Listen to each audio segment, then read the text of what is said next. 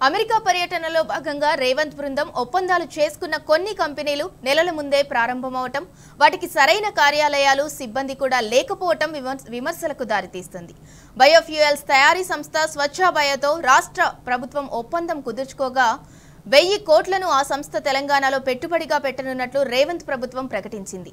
ఈ డీల్ ఫలితంగా ప్రత్యక్షంగా 250 మందికి, పరోక్షంగా మరో 250 మందికి ఉపాధి అవకాశాలు లభించనున్నట్లు తెలిపింది. కిందటి నెలలోనే ఏర్పాటై 2 ఉద్యోగులు కూడా లేని ఈ సంస్థ రాష్ట్రంలో 1000 కోట్ల పెట్టుబడులు ఎలా పెడుతుందన్న ప్రశ్న అందరిలో కలుగుతుంది. పైగా ఈ కంపెనీ సీఎం రేవంత్ సోదరుడు జగదీశ్వర్ రెడ్డికి చెందినది కావటం, ఆ విషయాన్ని ప్రభుత్వ వర్గాలు దాచటం వివాదానికి దారితీసింది.